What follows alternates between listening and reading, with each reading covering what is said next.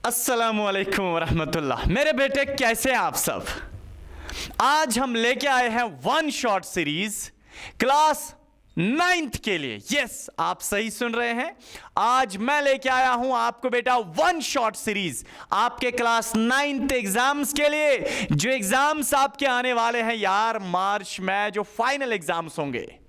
Lot of students की यार message जब आए ना, सर आप तो 10th के वन शॉट अपलोड कर रहे हैं, 9th क्लास के अपलोड कर रहे हैं, तो बेटा ये 8th क्लास के अपलोड कर रहे हैं, सर हमें 9th को आप भूल गए। बेटा ऐसी बात नहीं है। एक्चुअल में इशू ये है कि क्लास 10th का जो सिलेबस है वो बहुत ज्यादा है। मींस कि उनको सारे के सारे चैप्टर्स का वन शॉट होना चाहिए। क्लास 8th को भी इस साल सिलेबस बढ़ाया गया है, बट 9th की अगर बात करेंगे बेटे, आपको स्कूल में फॉर एग्जांपल बायोलॉजी में 1 या 2 चैप्टर्स होते हैं। ओ यार इसी तरह केमिस्ट्री में 1 या 2 चैप्टर्स हैं, फिजिक्स में 1 या 2 चैप्टर्स हैं। तो आपका हमने टेंशन नहीं लिया है, बिकॉज बेटा आपका जो वन शॉट आएगा ना, फिलहाल में अभी टेंशन 10th और 8th का है, और आपका जो एग्जाम है उसमें सिलेबस कम है, और आपके भी वन शॉट हम सारे के सारे लाएंगे इंशाअल्लाह। आफ्टर 10th ऑफ फेब आपके सारे के सारे वन शॉट्स इंशाअल्लाह अवेलेबल होंगे। फिलहाल मैंने सोचा यार इस चैप्टर से आपको ये पता चलेगा यार ये जो ना ये यहाँ के टीचर्स यानी कि हम आपको नहीं भूल गए हैं, इसीलिए हमने ये शॉट लाया है, बिकॉज आपको पता चले आपके भी वन शॉट्स आने वाले हैं। तो सो बी कनेक्टेड, इंशाल्लाह आपके वन शॉट्स यहां से इसी चैनल से आएंगे। ठीक है, आगे चले यार।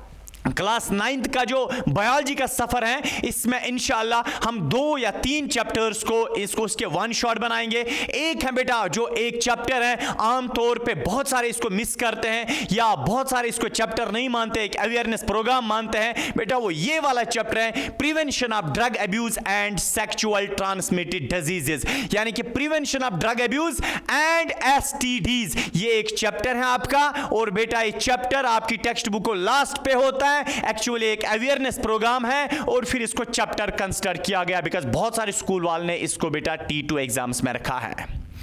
तो बेटे इस चैप्टर को आगे ले जाते हैं। मैं हूं आपका पढ़ाने वाला टीचर, ट्यूटर। ये रहा मेरा दोस्त आपके सामने और आपके साथ पढ़ाएगा। ठीक है, चल बेटा। हाँ, अब जो ये चैप्टर है ना सर यार डिटेल से नहीं होगा राइट नाउ। आपको पता है जब हमने ऑफलाइन क्लासेस पढ़ी ना, ऑफलाइन क्लास में यार इस चैप्टर की हमने धज्जियां निकाली यार, इस चैप्टर को हमने डिटेल से पढ़ा। बट राइट नाउ यार वन शॉट है। वन शॉट का मतलब है एग्जामिनेशन पैटर्न के हिसाब से हम पढ़ेंगे, यानी कि हम अभी पढ़ेंगे कि सो दैट आपका जो स्कूल एग्जाम है उसमें आपके मार्क्स अच्छे आ जाए, आप वहां पे एक्सेल कर पाओगे यार। उसी हिसाब से अभी हमें ये चैप्टर स्टार्ट करना है। तो वन शॉट है, पूरी डिटेल इसमें नहीं होगी, लेकिन यार जितना भी बोला जाएगा वो आपके लिए फायदेमंद है। जितना भी बोला जाएगा उतना ही आपके स्कूल में पूछा जाएगा। चल बेटा, वन शॉट सीरीज है इस चैप्टर की। पहले ही स्लाइड यार, इसमें टॉपिक्स कितने हैं, कितने टॉपिक्स हैं? इसमें सिर्फ 2 टॉपिक्स हैं यार, important topics at a glance. इस चैप्टर में आपके कितने टॉपिक्स हैं? सिर्फ 2 टॉपिक्स हैं, सिर्फ 2 यार। एक है prevention of drug abuse and दूसरा है prevention of sexual transmitted diseases, बस। हाँ, और मैं एक छोटी सी चीज ऐड करूं, वो है बेटा इंट्रोडक्शन। मैं ऐड करता हूं इंट्रोडक्शन। हाँ बस, इंट्रोडक्शन हम पढ़ेंगे, उसके बाद प्रिवेंशन ऑफ ड्रग अब्यूज, उसके बाद prevention of sexual transmitted diseases या STDs। ठीक है, सबसे पहले यार देखो इंट्रोडक्शन क्या है, सिंपल सी बात है। अगर हम बेटा इंडिया की बात करेंगे, 2014 के बाद इंडिया में ड्रग्स, जो बच्चे हैं खासकर एडोलसेंट्स हैं, ये ड्रग्स ज़्यादा लेने लगे, यानी कि ऐसी दवाइयाँ ये खाने लगे जिन दवाइयों की वजह से बेटा इनके हेल्थ पे बहुत ज़्यादा बड़ा असर पड़ गया। तो उनको हम ड्रग्स बोलते हैं, आगे डिस्कस करेंगे ना। तो गवर्नमेंट यार सोच में पड़ गई। मैं पेरेंट्स ने शिकायतें की गवर्नमेंट को यार, कंप्लेंट्स की, हमारे बच्चे इन्वॉल्व हो गए, कुछ करो, ऐसा करो, ऐसा करो। तो फाइनली गवर्नमेंट जो है ना यार जोश में आ गई। उन्होंने एक चैप्टर रखा है आप लोगों को के लिए, बिकॉज आप एडोलेसेंट एज में हैं, सो दैट आपको ये पता चले यार ड्रग क्या होता है, इससे कितने नुकसान हमें पड़ते हैं। ठीक है, तो ये चैप्टर रखा गया। उसके बाद और इंडिया में देखा गया यार बहुत सारी बीमारियां फैलने लगी, खासकर ये सेक्सुअल ट्रांसमिटेड डिजीजेस ज्यादा फैलने लगी। तो सेक्सुअल ट्रांसमिट डिजीज कैसे बचाई जा सकती है, इनसे परहेज इंसान कैसे कर सकता है, कैसे बच सकता है, तो इसी चीज को बेटा हम बोलते हैं prevention of sexual transmit disease. Prevention of drug abuse का मतलब आप ड्रग से कैसे बच सकते हैं। आपको अवेयरनेस प्रोग्राम दिया गया यार, ये ड्रग्स क्या होते हैं, सो हमें अगर इनसे नुकसान है तो हमें अपने आप को कैसे बचाना चाहिए, उसी का नाम है प्रिवेंशन ऑफ ड्रग अब्यूज। ठीक है, हम कैसे ड्रग से बच जाएं। और ये जो सेक्सुअल ट्रांसमिटेड डिजीज है ये भी खतरनाक डिजीज है, ये भी जानलेवा डिजीज है, ये भी यार ऐसी बीमारियां हैं जो आपकी जान ले सकते हैं, इसलिए इनसे भी हमें परहेज करना चाहिए, प्रिवेंशन करना चाहिए। तो इस चैप्टर में हमें दो चीजों से परहेज करना चाहिए। इस चैप्टर में हम पढ़ेंगे कि हम कैसे बच जाएंगे, एक तो ड्रग से कैसे बचेंगे और सेक्सुअल ट्रांसमिटेड डिजीज से कैसे बचेंगे। Prevention of drug abuse and बेटा prevention of sexual transmitted diseases. ठीक है, दो चैप्टर्स यार। चलो पहले हम देखते हैं प्रिवेंशन ऑफ ड्रग अब्यूज, या ड्रग से हम कैसे बचें। पर डायरेक्ट हम नहीं पढ़ेंगे यार ड्रग से कैसे बचेंगे, पहले हम देखेंगे यार ड्रग होता क्या है, ड्रग एडिक्शन किसको बोलते हैं, ड्रग अब्यूज किसको बोलते हैं। इस तरह बेटा ड्रग से क्या होता है, ड्रग्स हमारी जिंदगी में हमारे दिमाग को या क्या इफेक्ट करते हैं, एडोलेसेंट्स क्यों ड्रग्स में इन्वॉल्व हैं, और ड्रग्स के टाइप्स कितने हैं, किस ड्रग का क्या काम है, सारा का सारा पढ़ेंगे। ठीक है, इसके सिम्टम्स क्या है ड्रग एडिक्ट के। उसके बाद हम पढ़ेंगे सेक्सुअल ट्रांसमिटेड डिजीज कौन सी बीमारियां हैं, और सेक्सुअल ट्रांसमिट डिजीजेस कौन कौन सी सेक्सुअल ट्रांसमिट डिजीज दुनिया में है, और हम इनसे कैसे अपने आप को परहेज करेंगे। एक छोटा सा पड़ाव है यार, इसमें इस चैप्टर में होता तो टाइम नहीं लगेगा। पहले ही आपको यहां पे बेटा मिलता है ड्रग। ड्रग पहले ही यार, पहले हम देखेंगे ड्रग क्या होता है। सुनो टॉपिक क्या है, ड्रग है। ठीक है, आप देखो आपके सामने यार मैंने लिखा है, एक्चुअली ड्रग एक नेचुरल सब्सटेंस होता है। नेचुरल सब्सटेंस का मतलब वो सब्सटेंस जो खुदा ने प्लांट्स में रखा होता है या एनिमल्स में रखा होता है, उसको हम बोलते हैं नेचुरल सब्सटेंस। ऐसा सब्सटेंस जो पाया जाता है लिविंग थिंग से हासिल किया जाता है, ऐसा सब्सटेंस जो लिविंग थिंग से हासिल किया जाता है, जो लिविंग थिंग की बॉडी में मौजूद होता है, उसको हम बोलते हैं नेचुरल सब्सटेंस। ठीक है, तो ड्रग क्या है, ड्रग एक केमिकल सब्सटेंस है। केमिकल सब्सटेंस, ये एक केमिकल होता है ना, वो केमिकल ना केमिकल सब्सटेंस। ड्रग एक केमिकल सब्सटेंस है जो हम प्लांट से हासिल करते हैं या एनिमल से हासिल करते हैं, या हम इनको लेबोरेटरीज में बनाते हैं।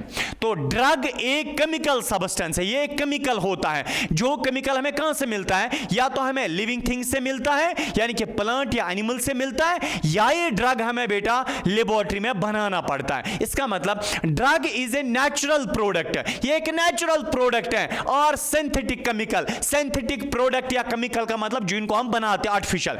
तो बेटा ऐसा एक केमिकल होता है जो लिविंग थिंग की बॉडी से हासिल किया जाता है, या बेटा हम इसको लेबोरेटरी में बनाते हैं। तो ऐसा केमिकल, सुनो ऐसा केमिकल, वंस अगेन ऐसा केमिकल जिसको हम लिविंग थिंग से हासिल करते हैं या हम लेबोरेटरी में बनाते हैं, और बाद में ये केमिकल जब हम खाते हैं या पीते हैं या लेते हैं बॉडी के अंदर, हमारी बॉडी में चेंज लाता है। क्या लाता है, चेंज, अल्टरेशन लाता है, चेंज लाता है। तो ऐसे सब्सटेंस को, ऐसे केमिकल को बेटा हम क्या बोलेंगे, ड्रग बोलेंगे। नाउ ड्रग क्या होता है, ये केमिकल सब्सटेंस होता है। ऐसा केमिकल सब्सटेंस जो बेटा लिविंग थिंग से हासिल किया जाता है, ये प्लांट से हासिल किया जाता है, एनिमल से हासिल किया जाता है, या लेबोरेटरी के अंदर बनाया जाता है। उसके बाद ये जो केमिकल है, जब एक लिविंग थिंग इस केमिकल को खाता है और लिविंग थिंग की बॉडी में क्या आता है, चेंज आती है।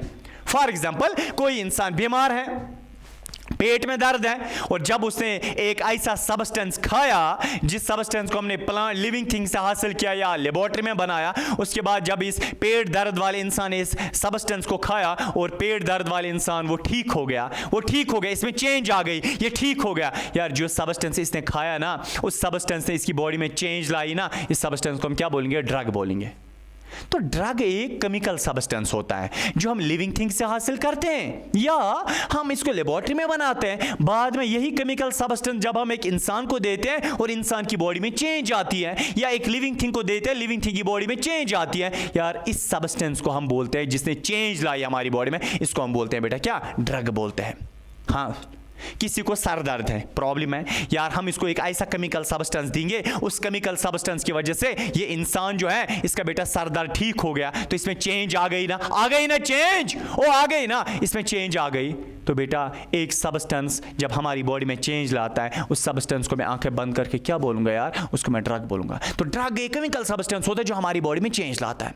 सर इन्हीं को तो हम दवाइयां बोलते हैं ना, मेडिसिन। अरे हाँ, वो ड्रग ही मेडिसिन होता है। मैंने तो यही बोला ना, ऐसा कोई केमिकल सब्सटेंस जो हम खाते हैं बेटा, और जिसकी वजह से हमारी बॉडी में चेंज आती है, हम ठीक होते हैं, प्रॉब्लम्स दूर होती हैं, तो इसको बेटा हम बोलते हैं ड्रग। यही तो मेडिसिन होता है। मेडिसिन और ड्रग एक ही है यार, इसको हम क्या बोलते हैं, यही तो ड्रग होता है। ड्रग ऐसा नहीं हम बोलते हैं यार ड्रग है, ओह ये खतरनाक, अरे यार ड्रग तो मेडिसिन होती है जो हमारी बॉडी में चेंज लाता है। ठीक है, तो चलो फिलहाल आपके लिए वो सही है, ड्रग और मेडिसिन एक ही हैं। तो बहरहाल ये यार एक मेडिसिन है। और सबसे पहले बेटा सुनिएगा, पहले ज़माने में ड्रग वर्ड जो है ना, ड्रग वर्ड, ये एक्चुअली बेटा एक कौन सा वर्ड है, एक डच वर्ड है, डच वर्ड। इसका मतलब होता है ड्रूग। ड्रग का क्या मतलब होता है, ड्रग का एक्चुअली बेटा मतलब होता है ड्रूग। ड्रूग ड्रूग का एक्चुअली मतलब क्या होता है, ड्राई। ड्राई क्यों, इसको हम क्यों बोलते हैं ड्रूग, क्योंकि बेटा पहले जमाने में ये जो ड्रग हैं या ये जो केमिकल हैं, हम सिर्फ बेटा प्लांट के सूखे पार्ट से हासिल करते थे। क्या करते थे, प्लांट के सूखे पार्ट से हासिल करते थे, यानी कि प्लांट के किसी पार्ट को हम सुखाते थे और फिर हम उससे ड्रग बनाते थे या ये केमिकल बनाते थे, इसलिए बेटा इसको हम बोलते हैं क्या, ड्रग। तो यही मैंने लिखा है, a drug is any natural product or synthetic chemical that can be used to modify a chemical process or process in the body to train an illness. बीमारी को ठीक करने के लिए, हमें कोई तकलीफ है उसको रिलीव करने के लिए। The word drug is derived from the Dutch word droog which means dry, since the past most drugs were dried from the plant parts. समझ आया ना बेटा, ड्रग एक ऐसा सब्सटेंस होता है, ऐसा केमिकल सब्सटेंस होता है जो हम लिविंग थिंग से हासिल करते हैं या लेबोरेटरीज के अंदर बनाते हैं, फिर जब यही केमिकल सब्सटेंस हम एक इंसान को देते हैं, उसकी बॉडी में चेंज आती है। बेटा इस सब्सटेंस को हम क्या बोलते हैं, ड्रग। यही तो मेडिसिन है यार, मेडिसिन हम खाते हैं, हमारी बॉडी में चेंज आती है, हम ठीक हो जाते हैं। किसको हार्ट प्रॉब्लम है वो ठीक होता है, चेंज आती है। किसको सर दर्द होता है, ड्रग खाता है, दवाई खाता है, चेंज होता है। ठीक है ना, यानी कि अंदर बॉडी में चेंज आते हैं। तो बेटा ऐसे ही सब्सटेंस को हम ड्रग्स बोलते हैं या मेडिसिन बोलते हैं। ठीक है, तो यही यार। हाँ, अब इसके बाद बेटा नेक्स्ट हम देखेंगे सर, हाँ, फिर what does the term addiction mean. फिर एडिक्शन क्या होता है। ड्रग तो हमें समझ आई है, अच्छी बात है यार, ड्रग होना अच्छी बात है। हम दवाई वाले क्या लिखते हैं, druggists and chemists. Druggists and chemists का मतलब वो ड्रग बेचते हैं, वो ड्रग नहीं जो हम समझते हैं यार। हमने सुना है गलत, हमने सोचा है इस ड्रग के बारे में गलत। ड्रग एक मेडिसिन होता है यार। ड्रगिस्ट्स एंड केमिकल, ये केमिस्ट्स दवाई वाला लिखता है ना, क्यों लिखता है, क्योंकि वो ड्रग्स बेचता है। वो ऐसे केमिकल सब्सटेंस बेचता है, जब आप उनको खाओगे आप ठीक हो जाओगे, आपकी बॉडी में चेंजेस आती है। ठीक है, तो अब बात यह है सर, अगर ड्रग तो सही चीज है, पर मसला यह है फिर ड्रग एडिक्शन किसको बोलते हैं। ड्रग एडिक्शन, टर्म एडिक्शन यही है ना, एडिक्शन किसको हम बोलते हैं, ड्रग एडिक्शन बोलो या टर्म या एडिक्शन बोलो, किसको बोलते हैं। सुनो, अगर एक इंसान को वो आदी बन जाता है, हैबिचुअल बनता है। फॉर एग्जांपल देखो, मैं ड्यू पी रहा हूं और देखो दूसरे दिन भी ड्यू पिया, तीसरे दिन भी, अब मुझे आदत लग गई है, बहुत ज़्यादा आदत लग गई है। अब जिस दिन ड्यू नहीं होगी, मैं पता नहीं क्या यानी कि क्या बोलता हूँ, ताबड़तोड़ डिसीजन या कुछ और करूँगा। ठीक है, तो जो ड्यू है यार, मुझे इसकी आदत लग गई है, मुझे इसके बगैर रहा नहीं जा रहा है। जब किसी चीज की आपको आदत लग जाती है ना, आप किसी चीज के हैबिचुअल बनते हो ना, आपको आदत लग जाती है, उसके बगैर आप नहीं रह सकते हो, इस चीज को हम बोलते हैं क्या, एडिक्शन। एडिक्शन का मतलब होता है जब आपकी हालत यह होती है कि आप किसी चीज के बगैर नहीं रह सकते हो, बेटा इस चीज को हम बोलते हैं एडिक्शन। अगर आप कुछ दवाइयों पे डिपेंडेंट है, अगर आपको आदत लग गई है कुछ दवाइयों के, तो मैं कह सकता हूं आप ड्रग एडिक्ट हो। क्या हो, आप ड्रग एडिक्ट हो। ड्रग एडिक्ट का मतलब होता है, ड्रग एडिक्शन का मतलब होता है जब एक इंसान बेटा ड्रग्स पे बहुत ज्यादा डिपेंडेंट होता है, उसको ड्रग्स की आदत लग गई है, वो ड्रग्स का हैबिचुअल बन गया है, वो बेटा ड्रग्स लेता है, डेली बेस पे लेता है। ठीक है, उसको आदत लग गई है, तो इस चीज को हम क्या बोलते हैं, ड्रग एडिक्शन। तो addiction is a state of physical and psychological depend हो जाता है ड्रग्स पे, on drugs, constant and regular use of this drugs forms a habit, this condition is called drug addiction. Drug addiction का मतलब अगर किसी इंसान को ड्रग्स की आदत लग गई है, उसको ड्रग्स के बगैर रहा नहीं जा रहा है, वो बेटा डेली बेस पे, कंटिन्यू बेस पे, आदत के तौर पे ड्रग्स को ले रहा है, उसको हम क्या बोलेंगे? Drug addiction. ड्रग एडिक्शन बोलते हैं। ड्रग एडिक्शन उसी को बोलते हैं जब एक इंसान ड्रग्स पे डिपेंडेंट होता है, यानी कि वो डिपेंड होता है ड्रग्स पे, वो कंटिन्यू बेस पे हैबिट के तौर पे ड्रग्स को लेता है, उसको हम बोलते हैं ड्रग एडिक्शन। देन फिर देखो, फिर ड्रग अब्यूज क्या होता है? ड्रग तो समझ आए ये केमिकल सब्सटेंस है, ठीक है। ड्रग एडिक्शन का मतलब इन ड्रग्स की आदत लगना। क्या? ड्रग्स की आदत लगना, डिपेंड होना ड्रग्स पे डिपेंड होना, इसको हम बोलते हैं ड्रग एडिक्शन।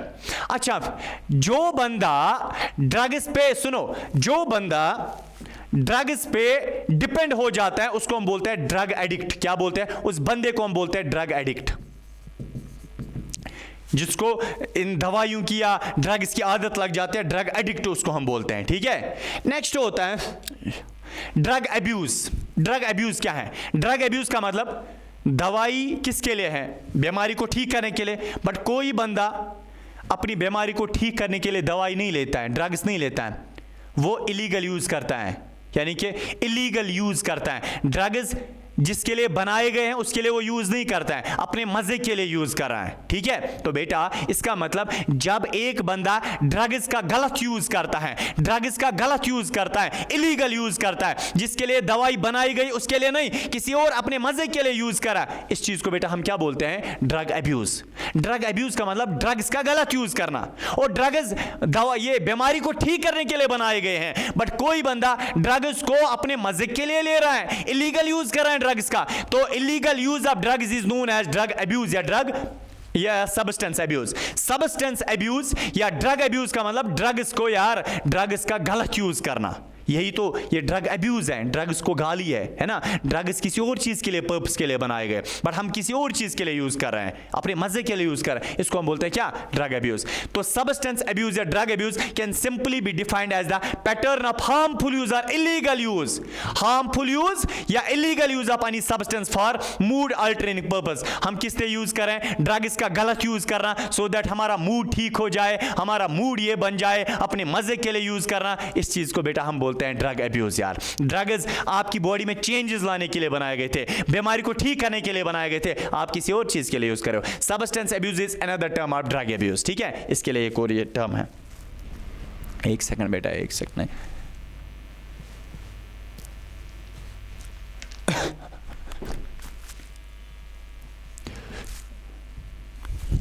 मैं पानी पीता हूं।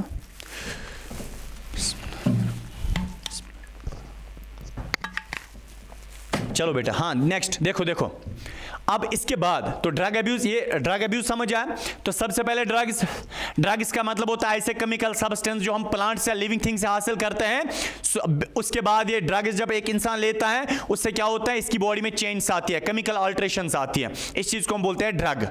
और फिर ड्रग एडिक्शन का मतलब जब कोई बंदा ड्रग्स पे डिपेंड हो जाता है, उसको आदत लग जाती है ड्रग्स की, इस चीज को हम बोलते हैं ड्रग एडिक्शन। उसके बाद है उस बंदे को हम बोलते हैं ड्रग एडिक्टिव। और नेक्स्ट है ड्रग अब्यूज। ड्रग अब्यूज का मतलब होता है जब बेटा ड्रग्स का गलत यूज किया जाता है, जिसके लिए बनाए गए उस पर्पस के लिए नहीं लिए जाते हैं, इसको मूड अल्टरेशन के लिए लिए जाते हैं, यानी कि इलीगल यूज जब ड्रग्स का किया जाता है, इस चीज को हम बोलते हैं ड्रग अब्यूज बोलते हैं। अब नेक्स्ट है बेटा, जो बंदा ड्रग्स लेता है, तो जो बंदा कंटिन्यू बेस पे ड्रग्स लेता है, क्यों? आदत लग गई है। अगर किसी बंदे को ड्रग्स की आदत लग गई है, लत लग गई है, वो ड्रग्स आदत के तौर पे ले रहा है, उसको रहा नहीं जाता है ड्रग्स के बगैर, उस बंदे को क्या बोलेंगे? Drug addict. आपको पता है ड्रग एडिक्ट की खसलत क्या है? ड्रग एडिक्ट के बेटा आसार क्या है, सिम्टम्स क्या है? सिम्टम्स आपको कैसे पता चलेगा फलानी बंदा ड्रग एडिक्ट है? यानी कि ड्रग्स डेली बेस पे ले रहा है, डेली बेस पे ले रहा है, आपको कैसे पता चलेगा? डू यू नो बेटा, उसके सिम्टम्स होते हैं, आसार होते हैं, आपको दूर से उसके अलामत पता चलेगी कि ये बंदा ड्रग एडिक्ट है। कैसे? देखो उस बंदे में क्या होगा, loss of interest in supports and daily routine. उस बंदे को सबसे पहले सोशल लाइफ के साथ, यानी कि सपोर्ट्स के साथ, ये सोशल लाइफ सपोर्ट्स के साथ बनती नहीं होगी। ऐसे उसको बोलोगे चलो खेल लें, नहीं छोड़ो, मैं अलग इंसान हूं, ठीक है? क्या अलग इंसान हो यार, इंसान ही हो तो अलग इंसान या। उसको सोशल लाइफ में सपोर्ट्स में इंटरेस्ट नहीं होगा, पहली खसलत उसकी। दूसरा, लॉस ऑफ एपिटाइट, उसको भूख नहीं लगती होगी, उसको यार भूख, एपिटाइट का मतलब भूख, लॉस ऑफ एपिटाइट, उसको भूख नहीं लगती होगी, और चलो खाना खाओ, ओ नहीं मुझे भूख नहीं है, भूख नहीं हो। Loss of body weight, day by day बेटा उसका वेट कम होता जा रहा होगा, loss of body weight. Unsteady gait, unsteady gait का मतलब बेटा पता है, एक्चुअल में अनस्टेडी गेट एक लंबा एक मैकेनिज्म है, बट आपके समझाने के लिए मैं ऐसे बोलूं, अनस्टेडी गेट का मतलब बेटा चलते चलते वो गिरेगा, ऐसे चलते चलते उसको यानी कि गिर जाना, ठीक है ना, उसका अपने तक नहीं होगा यार, ऐसे चलते चलते ऐसे गिरेगा, that is what we called as unsteady gait, ठीक है? नेक्स्ट, हाँ, क्लम्पसी मूवमेंट, क्लम्पसी मूवमेंट का मतलब होता है प्रॉपर कोऑर्डिनेशन नहीं हो, clumsy movement, remember this is clumsy movement. Clumsy movement का मतलब फॉर एग्जांपल उसको बताओगे पेन लो लिखो, उसको बेटा ऐसे ऐसे होता होगा, यानी कि वो ऐसे पकड़ेगा गिरेगा, ठीक है? और अब वो देखो, उसको बोलोगे चेयर पे बैठो उल्टा बैठेगा, उसको बोलो ड्राइविंग करो पता नहीं क्या किधर ड्राइविंग राइट लेनी होगी तो लेफ्ट लेगा, यानी कि उसी को हम बोलते हैं क्लम्पसी मूवमेंट, कि प्रॉपर एक्शन वो नहीं कर पाता होगा, प्रॉपर कोऑर्डिनेशन या प्रॉपर एक्शन नहीं कर पाता होगा, उसमें ये प्रॉब्लम भी होगी, ठीक है? आपको तो पता है जब कोई इंसान शराब पीता है तो फिर उसको क्या होता है, अब देखो पता है ना, अब देखो वही ट्रिमर्स, और ट्रिमर्स का मतलब, हाँ ट्रिमर्स का क्या मतलब है यार, उसको वो जलजले आते होंगे या ऐसे ऐसे होता है, ठीक है? ऐसे ऐसे। और ड्राउसीनेस, सिडेशन, यानी वो लगता है उसके कंधों पे पहाड़ है। ड्राउसीनेस का मतलब बहुत थका होता है, ठीक है यार, उसमें ना वो हिम्मत ही नहीं होती है, ड्राउसीनेस वही बोलते हैं, यानी कि वो जैसे सड़ चुका इंसान होता है, ठीक है? मींस के ड्राउसीनेस का मतलब बहुत थका होता है। नेक्स्ट, प्रॉब्लम इज विद ये अटेंशन एंड मेमोरी, उसको बोलोगे अभी बात आपने खाना खाओ, और 5 मिनट के बाद बोलोगे खाना खाया, मुझे पता है, मुझे याद ही नहीं है मैंने खाना खाया नहीं खाया यार, that is the symptom of drug addictive. Drug addict जो बंदा होता है ना, उसमें ये प्रॉब्लम होती है, जो ड्रग इसको डेली बेस पे लेता होगा, हैबिचुअल ड्रग इसका बना होगा बेटा, आपको पता है वही तो जो डेली बेस पे ड्रग्स लेगा ना, जो डेली बेस पे ड्रग्स लेगा हैबिट के तौर पे, वो तो ड्रग अब्यूज में भी आता है, ठीक है? क्योंकि वो गलत यूज अब कर रहा है, ड्रग्स किसके लिए बनाएगा, वो किसी और चीज के लिए आदत के तौर पे ले रहा है। बट बेटा यही उसके सिम्टम्स हैं, जो ड्रग एडिक्ट होते हैं ना, उसके सिम्टम्स ये होते हैं, उसमें ये प्रॉब्लम होती होगी, ठीक है? ऐसा नहीं है, आप सोच रहे होंगे हाय हमें भी भूख नहीं है तो हमें फिर ड्रग एडिक्शन, ऐसा नहीं है बेटा।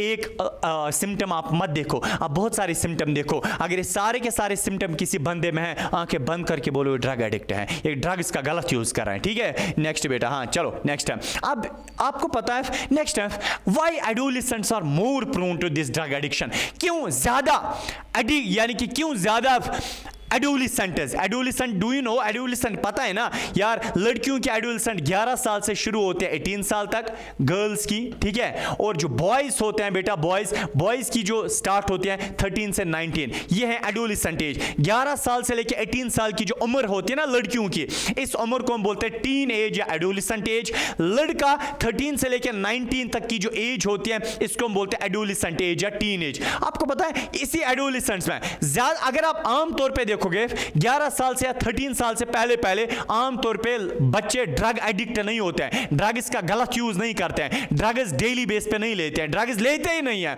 और 18 के बाद भी ज्यादा नहीं होते हैं ड्रग एडिक्ट लोग। ये इसी एज में, ये जो एज है ना, इसी एज में ये एडोलेसेंट एज होती है। इसी एडोलेसेंट एज में आमतौर पे बच्चे, ये लड़के या इंसान क्यों शिकार होते हैं, इसी एज में ज्यादातर जो लड़के या लड़कियां हैं क्या हो जाते हैं, इन्वॉल्व होते हैं ड्रग्स में। पता है क्यों? क्योंकि ये वो उम्र होती है जब मेंटल डेवलपमेंट प्रॉपर नहीं होती है, इसमें इंसान को पूरी सोच और समझ नहीं होती है, दैट्स वाई बेटा वो जाल में फंसता है, वो ड्रग एडिक्ट बन जाता है। इसमें पूरी उसको जो है ना वो जहानत नहीं होती है, पूरा मेंटल डेवलपमेंट नहीं होता है, दैट्स वाई बेटा, यही तो मैंने लिखा है।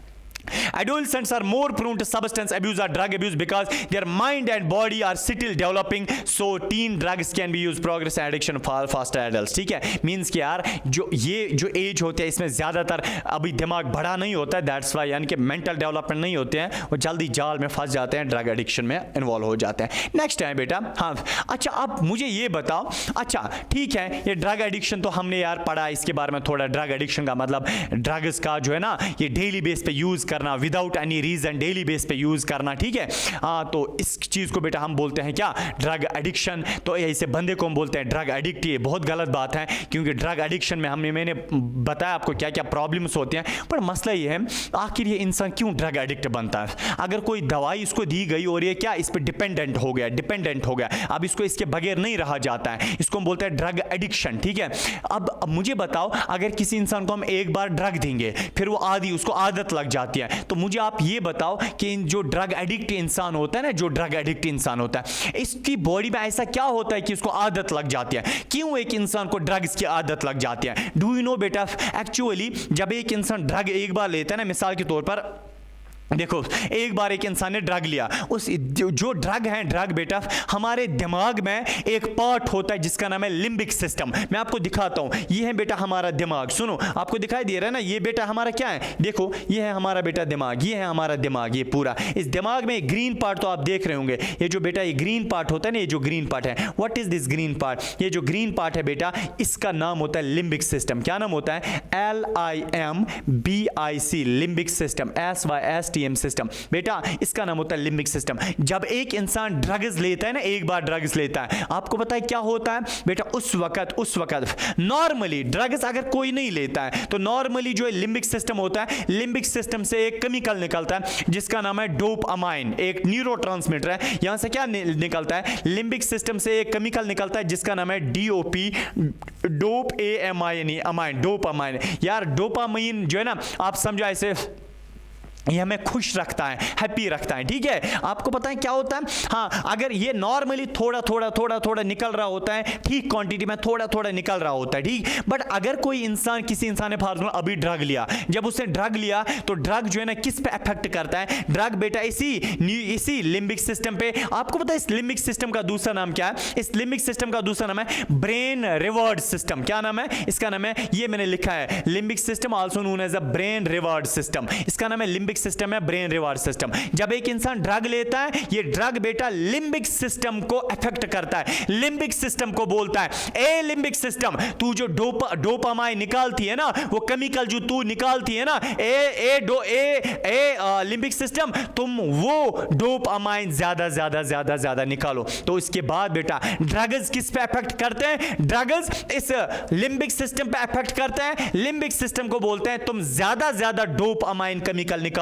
जब ज्यादा डोपामाइन केमिकल निकला बेटा, इंसान जो है ना, इंसान में ज्यादा रिलैक्सेशन फील होती है. जब इंसान में ज्यादा रिलैक्सेशन फील होती है तो बेटा इंसान हैबिचुअल बनता है. क्या? वो आदी बन जाता है, उसको आदत लग जाती है. तो यही बेटा मैंने लिखा, there is a part in the brain responsible for addiction. यही तो बेटा हमें एडिक्शन बनाता है, क्योंकि जब इससे एक बार निकला ना ज्यादा डोपामाइन, फिर इसको आदत लगती है, ये हमेशा फिर चाहता है कि मैं ज्यादा ये डोपामाइन निकालूं. बट वो कब निकलेगा? जब इंसान ड्रग लेगा, इसलिए इंसान आदी बन जाता है, ठीक है. The name of the part of the brain is limbic system, also known as brain reward system, is responsible for producing feeling a pleasure by releasing some chemical like dopamine when a person takes drugs. जब एक इंसान drug लेता है, the limbic system releases chemical, limbic system ज्यादा chemical निकालता है, और बेटा और उस केमिकल से इंसान अच्छा फील करता है. क्या करता है? गुड फील करता है. This encourage habitual substance abuse. इसके बाद इंसान को आप इसी से आदत लग जाती है, ठीक है. तो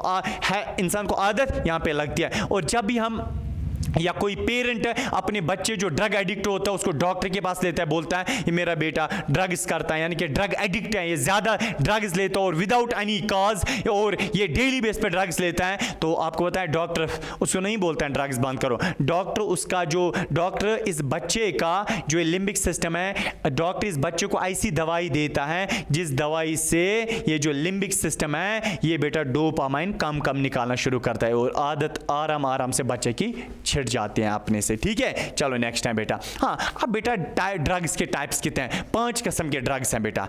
मिसाल मैं आपको ऐसे बताऊं, फिलहाल तो जो ड्रग्स है ना, जो एक केमिकल सब्सटेंस जो हमारी बॉडी में चेंज लाते हैं, ड्रग्स ना ड्रग्स बेटा 5 किस्म के हैं। कितने किस्म के? 5 किस्म के ड्रग्स हैं। पहला है स्टिमुलेंट्स, दूसरा है डिप्रेसेंट्स, तीसरा है हेलुसिनोजेंस, नेक्स्ट है बेटा अल्कोलॉइड्स, नेक्स्ट है ओफॉइड्स। ये बेटा 5 किस्म के ड्रग्स होते हैं, ठीक है। कितने किस्म के ड्रग्स? 5 किस्म के। जो दवाइयां हैं ये 5 किस्म के ड्रग्स हैं। एक है स्टिमुलेंट्स, डिप्रेसेंट्स, हेलुसिनोजेंस, अल्कोलॉइड्स एंड ओफॉइड्स। सबसे पहले हम स्टिमुलेंट्स की बात करेंगे। देखो बेटा स्टिमुलेंट्स होते क्या? बहुत सिंपल है यार, उतना तूफानी नहीं है।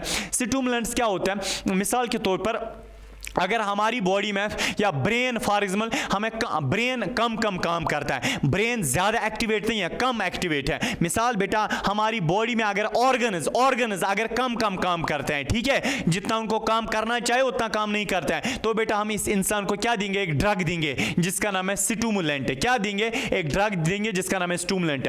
जब हम ये स्टिमुलेंट ड्रग इस इंसान को देंगे तो बेटा इस इंसान के जो ऑर्गन्स हैं जो कम काम कर रहे थे, अब वो ऑर्गन्स क्या करेंगे? ज्यादा काम करेंगे। तो ये स्टिमुलेट करता है। तो इसका मतलब स्टिमुलेंट ड्रग्स वो ड्रग्स होता है जब हम एक इंसान को देते हैं, इंसान में हाइपर एक्टिवेशन होती है, ऑर्गन ज्यादा काम करना स्टार्ट करते हैं। तो बेटा यही stimulant speed up the message between the brain and the body. ये स्टिमुलेंट्स किसके पास जाते हैं? ये स्टिमुलेंट ड्रग जब एक इंसान लेता है, ये स्टिमुलेंट ड्रग बेटा क्या करता है? ये दिमाग के पास जाता है, दिमाग को बोलता है ए दिमाग, बॉडी के पार्ट्स को बोलो ज्यादा काम करो। उसके बाद बेटा बॉडी के पार्ट्स क्या करते हैं? ज्यादा काम करना शुरू करते हैं। They can make a person feel more awake, alert, confident और एनर्जेटिक बिकॉज दे कॉज। ये स्टिमुलेंट ड्रग इंसान को जब भी देते हैं ना, एक इंसान को अलर्ट करते हैं, ऑर्गन्स को बोलते हैं ज्यादा काम करो। और क्या करते हैं ये स्टिमुलेंट ड्रग? क्या करते हैं? Your heart to beat faster. आपके हार्ट को बोलते हैं ए हार्ट,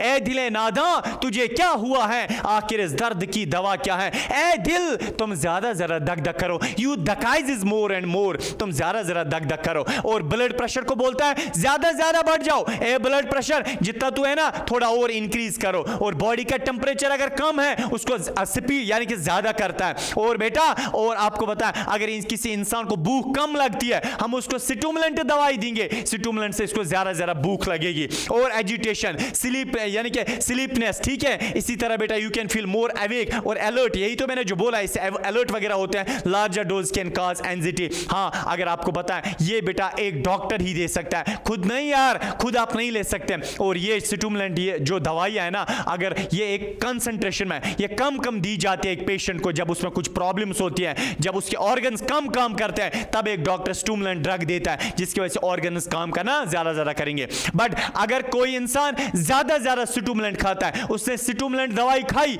बट क्या हाई डोज स्टिमुलेंट खाई, ज्यादा तेज स्टिमुलेंट दवाई खाई, तो बेटा इंसान को क्या हो जाएगा? ये प्रॉब्लम, एंजाइटी, पैनिक यानी कि सीजर, स्टोमक, ये क्रैम्प्स एंड पैरानोया, ये डिजीज है यार। ये डिजीज का सफर एक इंसान को फिर बाद में करना पड़ेगा। और आपको पता है यार, देखो दुनिया में एक ही स्टिमुलेंट नहीं है, स्टिमुलेंट के टाइप्स होते हैं। स्टिमुलेंट वो दवाइयां होती हैं जो इंसान के बॉडी पार्ट्स को हाइपर एक्टिवेट करते हैं, तुम ज्यादा काम करो। और बस बाजार में दवाई वाले के पास एक ही, आप नहीं बोलोगे उसको स्टिमुलेंट दे दो, वो बोलेगा कौन सी स्टिमुलेंट। मींस के स्टिमुलेंट्स के बहुत सारे किस्म है। जैसे बेटा एक स्टिमुलेंट है, उसका नाम है कैफीन, एक है कोकेन। ये मेन दो बेटा स्टिमुलेंट्स हैं। एक है एम्फेटामाइंस है, कोकेन है, ठीक है, कैफीन है। ये ऐसे कुछ दवाइयां हैं जो किस कैटेगरी में आते हैं? स्टिमुलेंट्स में। तो स्टिमुलेंट्स कौन सी दवाइयां? जब एक इंसान लेता है, इसकी बॉडी के पार्ट जो है ना हाइपर एक्टिवेट होते हैं, काम ज्यादा करते हैं।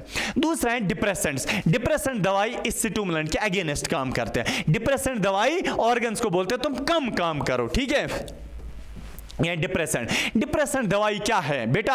डिप्रेशन दवाइयां वो दवाइयां होती हैं जो हमारे ऑर्गन्स को क्या बोलते हैं? डिप्रेस का मतलब और कम काम कराते हैं, काम रिड्यूस कराते हैं, ठीक है। लाइक बेटा मैं यहां पे पहले पढ़ता हूं, depression slow down the message between the brain and the body. अभी बोलूंगा, they don't necessarily make you feel depress, they lower neurotransmission level और डिप्रेस और reduce arousal or stimulation in various or areas of the brain. They affect the central nervous system, slowing down down the message between the brain and the body. They can affect concentration and coordination and slow down a person's ability to respond unexpected situations. सुनो बेटा, मिसाल के तौर पर एक इंसान में बेटा हाइपर एक्टिवेशन है। क्या है? हाइपर एक्टिवेशन है।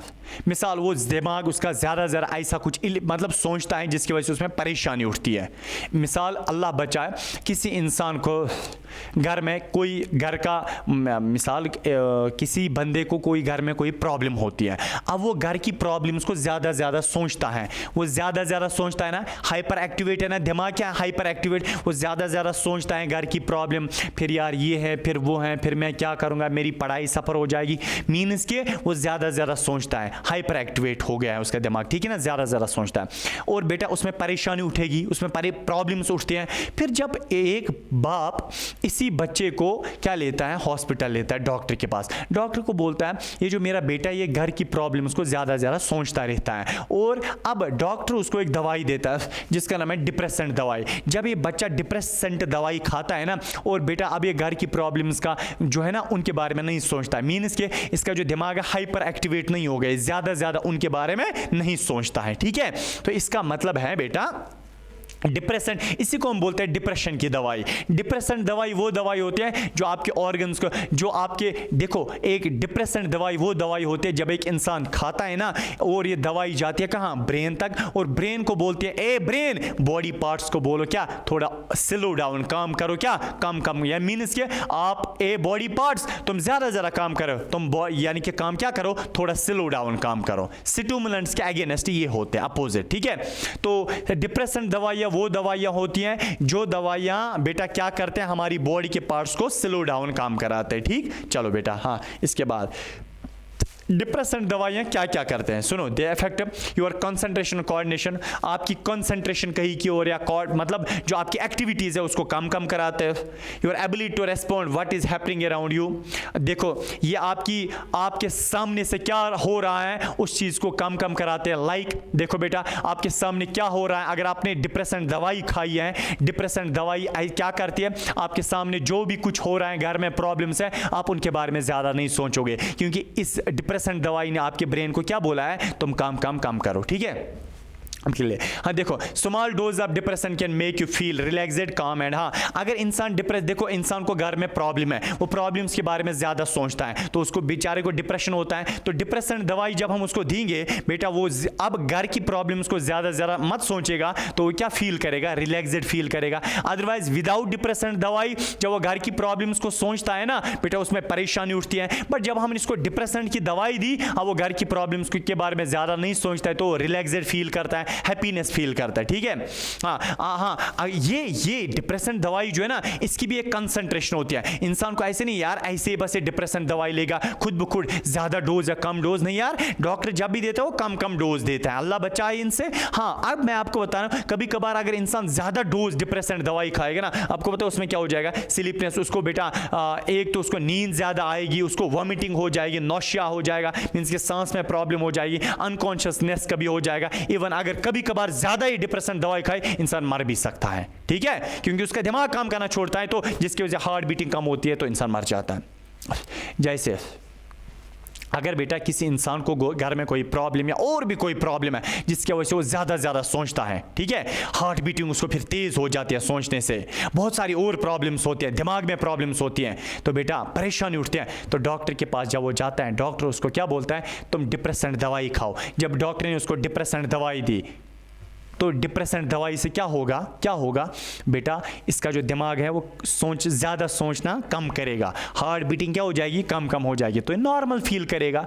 बट ऐसा नहीं है कि आप दवाई वालों को डायरेक्ट बोलोगे डिप्रेशन दवाई दे दो, वो बोलेगा कौन सी डिप्रेशन दवाई, तो बता दो नाम किसी डिप्रेशन दवाई का बता दो बेटा। लाइक एल्कोहल है, एल्कोहल एक डिप्रेशन दवाई है, क्या है, डिप्रेशन, ये बेटा यानी कि हमारे ऑर्गन्स को काम बोलता है कम करो, ये एक डिप्रेशन दवाई की एग्जांपल है। इस तरह बेंजोडिपाइनस यानी कि ट्रंक्विलाइजर्स जो है ना, ट्रंक्विलाइजर से डिप्रेशन दवाइयाँ होती है, डिप्रेशन वाले खाते हैं, जिनको यार घर में कोई प्रॉब्लम वगैरह होती है उनको ही दिया जाता है, ठीक है।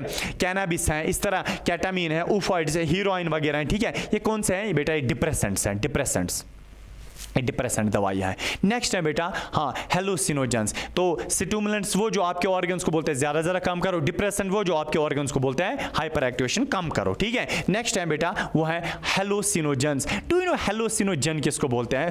देखो मिसाल के यानी कि इंसानों को चीज़ों को अनरियल बनाना, जो रियल है उनको अनरियल बनाना। मिसाल के तौर पर अल्लाह बचाए किसी लड़की को अपने पापा के साथ बहुत ज़्यादा अटैचमेंट है, मैं एग्जांपल से बेटा ये समझा रहा हूँ। किसी लड़की को, एक लड़की को अपने पापा के साथ बहुत ज़्यादा अटैचमेंट है। अगर बहुत ज़्यादा अटैचमेंट है, अब अल्लाह बचाए इसके पापा की डेथ हो गई, अल्लाह हमारे पेरेंट्स को सेहत व सलामत रखे, आपके पेरेंट्स को भी सेहत व सलामत रखे। मिसाल इसके पापा की डेथ हो गई, लेकिन अभी लड़की को पता नहीं है मेरे पापा की डेथ हो गई। अब घर वाले परेशान हो गए कि इस लड़की के पापा की डेथ हो गई, अगर इस लड़की ने सुना पापा की डेथ हो गई ये भी मर जाएगी, इसको ट्रामा या कोई ब्रेन हेमरेज अल्लाह बचाए हो जाएगा। सो हमें लड़की को दूर लेना है, लेकिन हम लड़की को डायरेक्ट नहीं बोल सकते ना तुम दूर चलो, उसको शक हो जाएगा ना कोई प्रॉब्लम है, तो हम डॉक्टर को फ़ोन लगाते हैं, डॉक्टर ऐसा है कि इस लड़की के पापा की डेथ हो गई है तो क्या करें? अगर इस लड़की ने सुना तो लड़की जो है ये भी मर जाएगी। तो डॉक्टर बोलता है डोंट वरी, आप टेंशन मत लो, मैं आ रहा हूँ। डॉक्टर आ गया, डॉक्टर ने एक इंजेक्शन साथ लाया या एक दवाई साथ लाए, उस दवाई का नाम है हेलुसिनोजन, ठीक है। डॉक्टर ने इस लड़की को हेलुसिनोजन इंजेक्शन किया, यानी कि यही इंजेक्शन, ये दवाई की, ये ड्रग्स दिए, ये हेलुसिनोजन इंजेक्शन किया। जब इस लड़की को हेलुसिनोजन इंजेक्शन दे दिया, अब अगर ये हेलुसिनोजन इंजेक्शन जो है ना, लड़की को अब जब इस कमरे में रखा गया, वहाँ से अगर डेड बॉडी भी लाई गई ना, इसके पापा की डेड बॉडी भी लाई गई, लड़की को कोई असर पसर नहीं होगा, क्योंकि इसके सामने जो रियलिटी है, रियलिटी से इसको दूर निकाला गया है। ये ऐसी दवाई है जो एक इंसान को रियलिटी से दूर रखता है। जो हकीकत है, हकीकत इंसान को समझ नहीं आती है, यार यही चीज़ हकीकत है। अब जब लड़की के सामने डेड बॉडी रखी गई, लड़की इसको बुला, यानी कि इस डेड बॉडी को बोलते हैं पापा आप ठीक हो, अच्छे से हो, मतलब जो रियलिटी है, रियलिटी से इस लड़की को दूर रखा गया है। एक दवाई हमने इस लड़की को दी जिसकी वजह से इसका जो दिमाग है वो रियलिटी से दूर रहता है। लड़की खुद प्रेजेंट है लेकिन इसकी जो रियलिटी है इसके सामने इसको पता नहीं चलता ये रियलिटी है। अनरियल चीज़ों को अनरियल बनाया जाता है ना।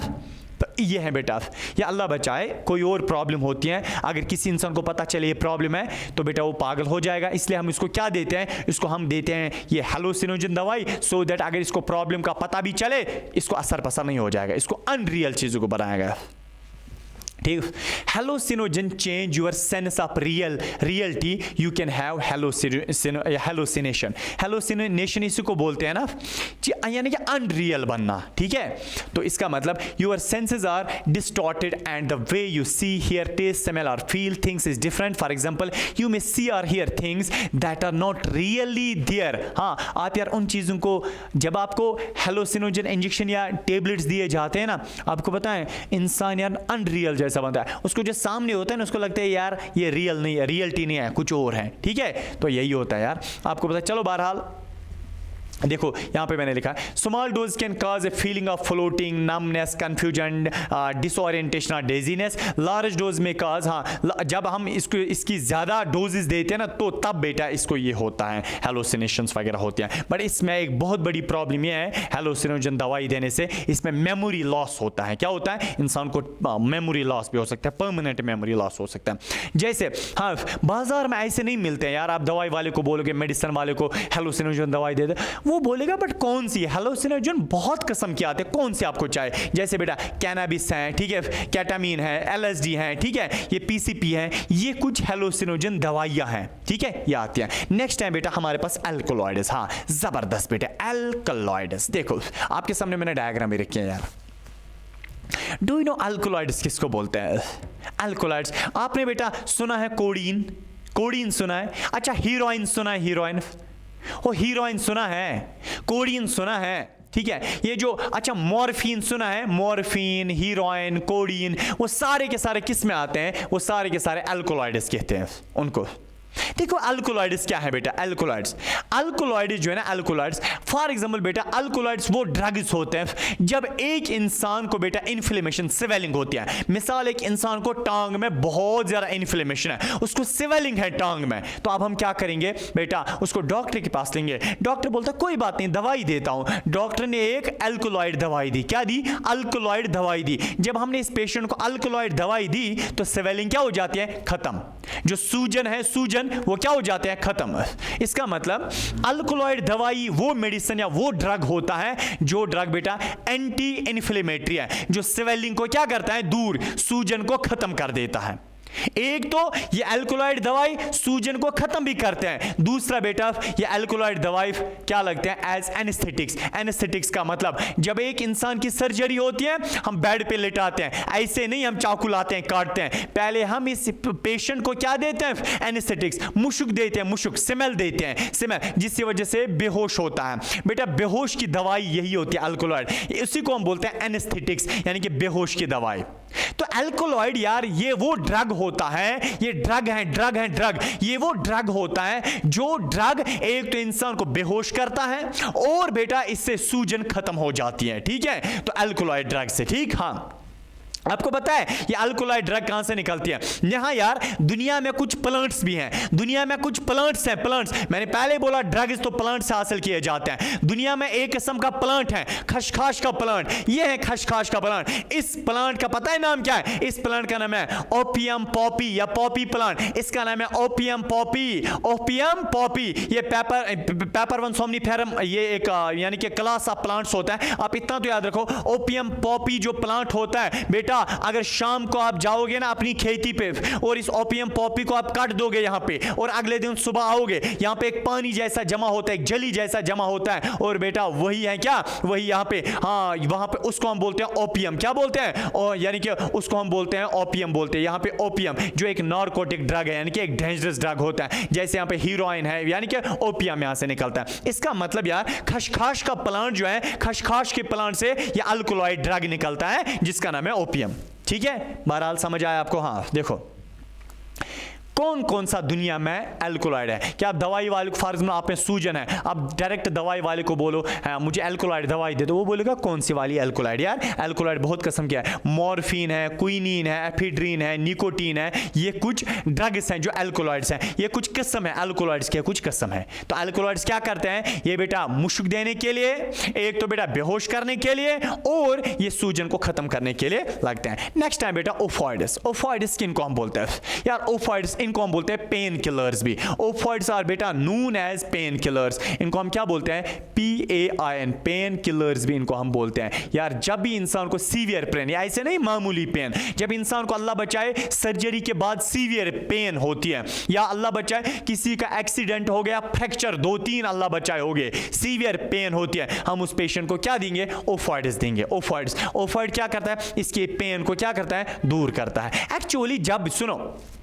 जब हम एक इंसान को ओफॉइड देते हैं ना, इंसान को पेन होती है ना, पेन एक्चुअली किस में होती है? पेन एक्चुअली बेटा ब्रेन या नर्व सेल्स, ब्रेन या स्पाइनल कॉर्ड में एक्चुअली पेन महसूस कौन करता है? ब्रेन और स्पाइनल कॉर्ड पेन को महसूस करता है। जब एक इंसान को ये ओफॉइड दवाई देते हैं, उसके क्या है? उसके ब्रेन और स्पाइनल कॉर्ड में पेन है, ये मीन्स के पेन तो यही महसूस करते हैं पूरी बॉडी की। अब जब हम एक इंसान को ओफॉइड दवाई देते हैं, ड्रग देते हैं, ये ओफॉइड ड्रग क्या करता है? इसका जो ब्रेन है, ब्रेन में जो नर्व सेल होती हैं, ब्रेन सेल्स का बना है ना, नर्व सेल्स का, ब्रेन में जो नर्व सेल है, उन नर्व सेल जो है ना, नर्व सेल्स बेटा, उन नर्व सेल्स में क्या करते हैं? ओफॉइड रिसेप्टर्स, या उन नर्व सेल्स को मीन्स क्या, आप उनको क्या कराता है? स्लो डाउन काम कराता है। उनका काम क्या कराता है? Slow down. आप ऐसे समझ सकते हैं। हाँ तो यही मैंने लिखा है, ओफॉइड दवाइयां जो है या मेडिसिन, ये वो दवाई होते हैं जो एक इंसान को पेन खत्म करते हैं। कैसे?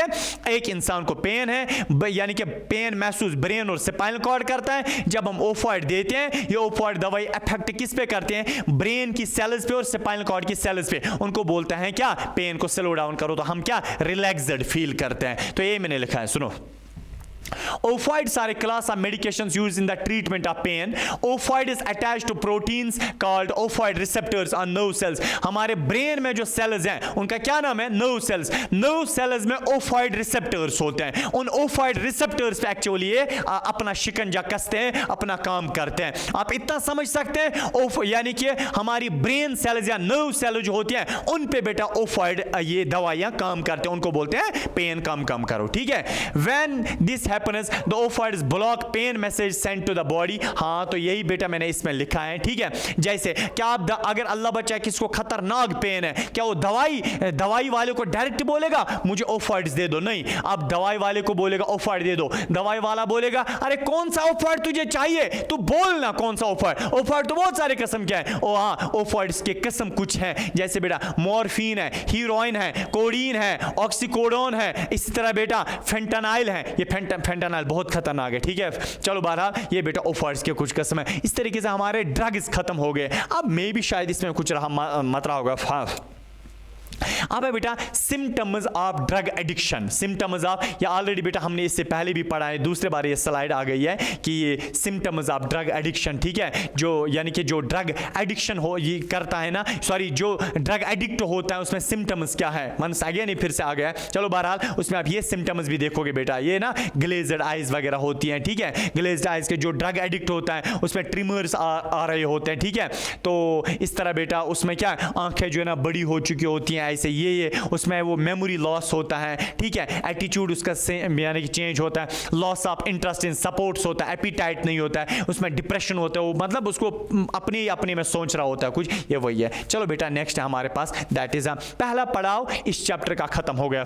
दैट वाज ड्रग, जो सबसे बड़ा इसका पड़ाव था. नेक्स्ट है, तो अब मुझे बताओ क्या हमें अपने आप को ड्रग से बचाना चाहिए, नहीं बचाना चाहिए? यार बिल्कुल बचाना चाहिए. आपने ये देखा कि इंसान यार इसको कितनी प्रॉब्लम्स होते हैं ड्रग से. मैंने बोला इंसान को आदत लग गई ना, एक बार इंसान को आदत लग गई फिर वो बार बार लेता है, और जब बार बार लेता है आपने देखा यार इंसान को फिर क्या होता है, वो ना वो सब कुछ लॉस होता है उसको. इवन दो फाइनेंशियली भी वो लॉस होता है. सोसाइटी में बेटा बहुत सारी प्रॉब्लम्स होते हैं. सोसाइटी में उसको एक गंदी नज़र से देखा जाता है, उसके पेरेंट्स को गंदी नज़र से देखा जाता है. इसलिए बेटा प्लीज एंड प्लीज इन चीजों से आप दूर रहिए. मैं हाथ जोड़ के आपको बता रहा हूं, ये बहुत अभी एक डेंजरस बीमारी अब जो समाज में फैल रही है. इन चीजों से आप दूर अपने आप को रहिए और रखिए. अगर आपका दोस्त इसमें इन्वॉल्व है तो बेटा प्लीज एंड प्लीज आप अपने पेरेंट्स को इन्फॉर्म करिए, सो दैट आपके जो पेरेंट्स हैं आपके दोस्त के साथ क्या करेंगे, आपके दोस्त के साथ बात करेंगे या आपके दोस्त के पेरेंट्स के साथ बात करेंगे. ठीक है. सो दैट वो बच जाए, किसकी जिंदगी बच सकती है. तो चलो बेटा नेक्स्ट अब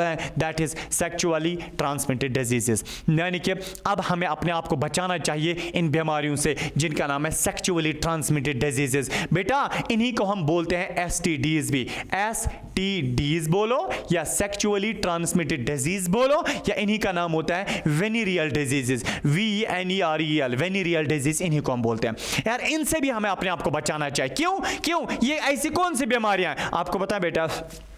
ये सेक्सुअली ट्रांसमिटेड डिजीज कौन सी बीमारियां होती हैं बेटा? ये सेक्सुअली ट्रांसमिटेड डिजीज वो बीमारियां हैं जो सेक्सुअल इंटरकोर्स के दौरान फैलती हैं. Do you no sexual intercourse क्या होता है? मिसाल के तौर पर बेटा ये एक मेल है और बेटा ये एक फीमेल है. ठीक है. और बेटा अब देखो मेल और फीमेल आपस में रिप्रोडक्शन जिसे हम बोलते हैं. ठीक है. इनने यानी कि मैटिंग आपस में की, ये आपस में मिल गए. ठीक है. यानी कि ये आपस में जब मिल गए तो इस चीज को हम बेटा बोलते हैं इंटरकोर्स. सेक्सुअल इंटरकोर्स वही होता है जब मेल और फीमेल आपस में मिलते हैं. ठीक है. फर्ज मेल की शादी फीमेल के साथ हो गई, आपस में मिल गए, तो अब देखो जो रिप्रोडक्शन करते हैं that's what we called as, उसको हम बेटा बोलते हैं क्या? सेक्सुअली इंटरकोर्स या सेक्सुअल इंटरकोर्स बोलते हैं. देखो कुछ बीमारियां यार माइक्रो ऑर्गेनिज्म लेते हैं, पानी से लेते हैं, उसमें डालते हैं, उसमें लेते हैं ऐसे. पर मसला ये है ये कौन सी बीमारियां हैं बेटा? सेक्सुअली ट्रांसमिटेड डिजीजेस ये वो बीमारियां होती हैं जो एक इंसान से दूसरे इंसान में फैलती हैं. बट कब? सेक्सुअल इंटरकोर्स के दौरान. मिसाल के तौर पर बेटा मेल में कोई बीमारी है, फीमेल में बीमारी नहीं है. इस मेल ने सेक्सुअल इंटरकोर्स किया यानी कि आपस में ये मिल गया फीमेल के साथ, तो फीमेल की बॉडी में भी बीमारी आ गई. तो बीमारी किस किस में थी? मेल में।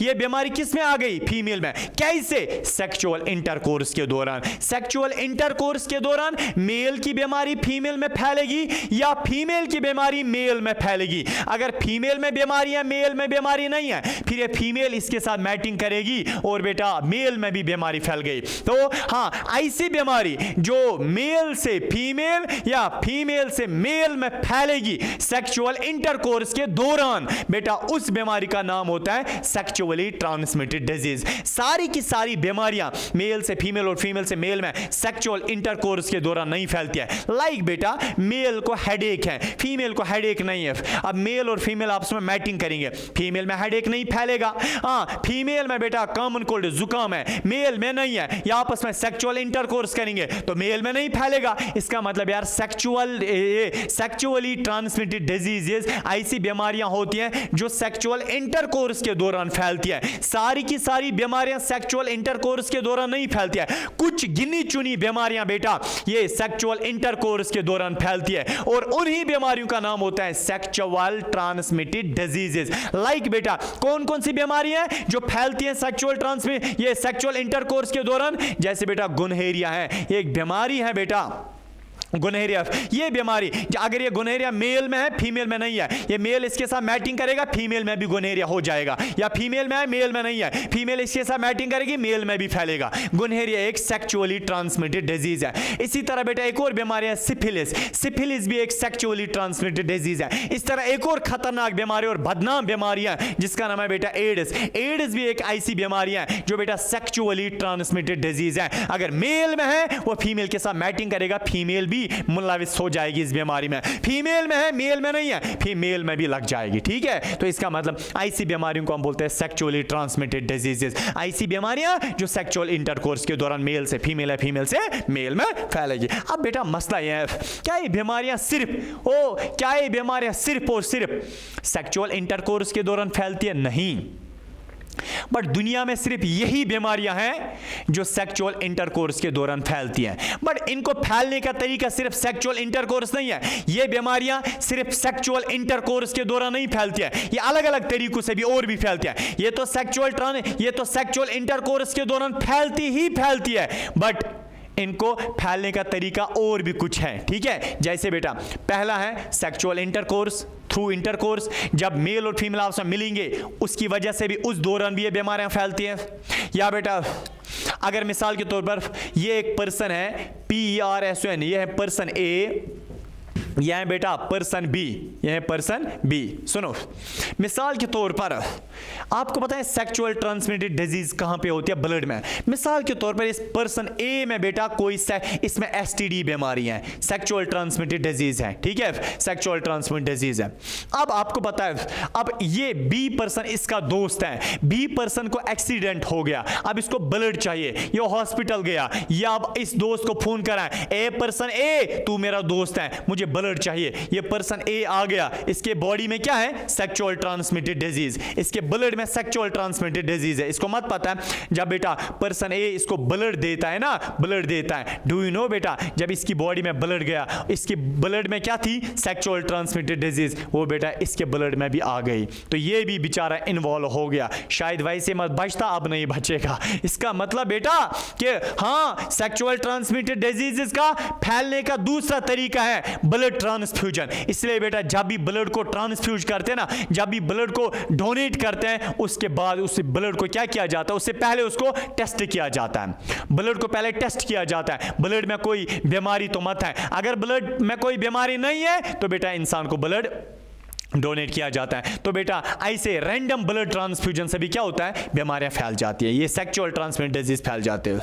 नेक्स्ट है बेटा infected mother to a fetus. ये बेटा एक माँ है, यहाँ पे देखो माँ का जो पेट है, अब अंदर ये नाभकारी बच्चा बैठा हुआ है ना, ये क्या बैठा हुआ? ये बेटा बच्चा बैठा है।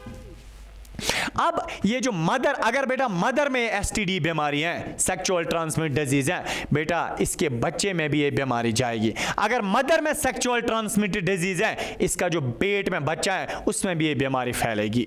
हाँ, इसका मतलब सेक्सुअल ट्रांसमिटेड डिजीज बेटा वो बीमारियां होती हैं जो बीमारियां मेल से फीमेल या फीमेल से मेल में फैलती है सेक्सुअल इंटरकोर्स के दौरान। बट ये बीमारियां सिर्फ सेक्सुअल इंटरकोर्स के दौरान नहीं फैलती हैं, इनको फैलने के और भी रास्ते होते हैं। लाइक बेटा ब्लड जब डोनेट करते हैं उस दौरान भी, लाइक बेटा मां के पेट में बच्चा है उस दौरान भी ये बीमारियां फैलती है। ठीक है, मेन रीजन क्या है? मेन रीजन है सेक्सुअल इंटरकोर्स। ठीक है, अब नेक्स्ट है बेटा सिम्टम्स। ठीक है, सिम्टम्स या उससे पहले मैं आपको बेटा ये बताऊं, देखो कितनी बीमारियां हैं सेक्सुअल ट्रांसमिटेड डिजीज, कितनी हैं? बहुत सारी है। गोनेरिया है, सिफिलिस है, जेनाइटल वार्ट्स हैं, ठीक है, इस तरह एड्स हैं। हमें बेटा ये सारी की सारी बीमारियां नहीं पढ़नी है, हमें ना गोनेरिया पढ़ना है ना सिफिलिस पढ़ना है, हमें बेटा इस एड्स को थोड़ा सा पढ़ना है, ज्यादा नहीं, इस एड्स के बारे में थोड़ा सा हमें पढ़ना है। ठीक है, तो बेटा एड्स के बारे में पढ़ते हैं। सबसे पहले बेटा सुनो, यहां पे सबसे पहले कहां गया? सबसे पहले देखो एक मिनट बेटा, देखो सबसे पहले अगर हमें एड्स की बीमारी को पढ़ना है, AIDS एड्स। सुनो बेटा एड्स क्या होता है, सबसे पहले अच्छे से याद रखिएगा एड्स किसको हम बोलते हैं। एड्स का जो फुल फॉर्म है ना, उसका नाम है बेटा acquired, ACQUIRED, acquired immuno, IMMUNO, immunodeficiency syndrome, SYNDROME, acquired immuno. AIDS का फुल फॉर्म क्या है? एड्स का बेटा फुल फॉर्म होता है एक्वायर्ड इम्यूनो डेफिशिएंसी सिंड्रोम। ये एक बीमारी है यार, ये एक सेक्सुअल ट्रांसमिटेड डिजीज है जो मेल से फीमेल है, फीमेल से मेल में फैलती है। कब? During sexual intercourse. तो इसी बीमारी का फुल फॉर्म है acquired immuno deficiency syndrome. But बात यह है सर, इस ये बीमारी का नाम है, इस बीमारी को कौन करता है? इस बीमारी को एक वायरस करता है। कौन करता है इस बीमारी को? एक बेटा एक कॉजिटिव एजेंट। कॉजिटिव एजेंट का मतलब इस बीमारी को करने वाला, एड्स बीमारी को करने वाला एक वायरस है। जैसे 2020 में यहां या 2019 में एक बीमारी फैल गई, उस बीमारी का क्या नाम था? उसका नाम था कोरोना, या उसका नाम था कोविड-19। उस बीमारी का क्या नाम था? कोविड-19 बीमारी का नाम था। बट इस बीमारी को करने वाला कौन था? इसको करने वाला एक कोरोना वायरस था। इसका मतलब यार कोरोना वायरस एक बीमारी करता था, कोविड-19 बीमारी। यही तो मैं आपको बता रहा हूं, एड्स एक बीमारी है। अगर एड्स एक बीमारी है, इस एड्स बीमारी को करने वाला कौन होता है? एक वायरस होता है। उस वायरस का नाम होता है बेटा human immuno virus. Human IMMUNO, human immuno virus. बेटा ह्यूमन इम्यूनो वायरस, इसी का नाम होता है HIV। HIV डिजीज नहीं है, HIV एक वायरस होता है। अगर ये HIV वायरस बेटा एक इंसान की बॉडी में गया तो एक इंसान को एक बीमारी हो जाएगी, जिस बीमारी का नाम है बेटा एड्स की बीमारी। अब बात यह है सर, अगर किसी इंसान की बॉडी में HIV वायरस गया, उस इंसान को बेटा एड्स की बीमारी हो जाएगी। सर इस हमें कैसे पता चलेगा? सिम्टम्स क्या है, क्या अलामत है कि इस बंदे में एड्स की बीमारी है? यही तो बेटा मैंने लिखा है, सिम्टम्स ऑफ एड्स। जिस बंदे को एड्स की बीमारी होगी उसमें सिम्टम्स क्या है, अलामत क्या है, निशानियां क्या है? पहली निशानी है वेट लॉस। बेटा जिस बंदे को एड्स होगा वो दिन ब दिन सुकड़ता होगा, उसका वेट कम होता होगा। क्रोनिक डायरिया, बेटा वो डेली बेस पे डायरिया होता होगा। और बेटा उसका जो थ्रोट है और माउथ है, ये जो गर्दन है अंदर से, थ्रोट गर्दन के अंदर से और माउथ में बेटा फंगल इंफेक्शन हो जाएगा। और नेक्स्ट है, और उसको बेटा खांसी बहुत टाइम तक रहेगी, क्रोनिक बेटा कफ रहेगा। और जो लिप ग्लैंड्स हैं, लिप ग्लैंड्स का मतलब जहां से लिप निकलता है, हमारी बॉडी में छोटे छोटे डॉट लाइक स्ट्रक्चर्स होते हैं जिनको हम बोलते हैं लिप ग्लैंड्स। और लिप ग्लैंड्स बेटा उनमें सूजन हो जाएगी,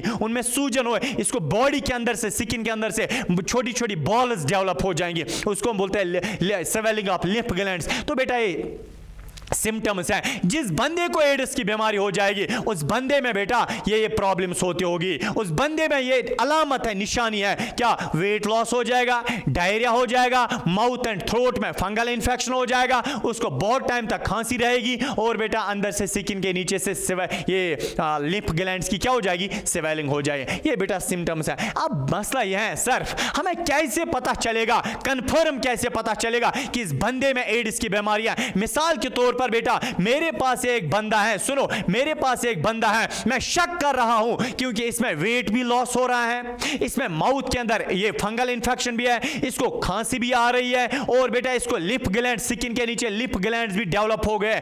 तो मैं शक कर रहा हूं, 90% मुझे शक लग रहा है कि एड्स का पेशेंट है क्योंकि इसमें सिम्टम्स ही वैसे कुछ है, बट कंफर्म करने के लिए मैं इसको हॉस्पिटल ले जाऊंगा और डॉक्टर वहां पे बोलता है मुझे भी शक लग रहा है कि एड्स का पेशेंट है। तो क्या हो जाएगा, डॉक्टर इसको बोलेगा तू कुछ ब्लड टेस्ट कर कि ब्लड जो है ना ये एड्स का वायरस जो है ना, HIV वायरस जो है ये ब्लड में रहता है।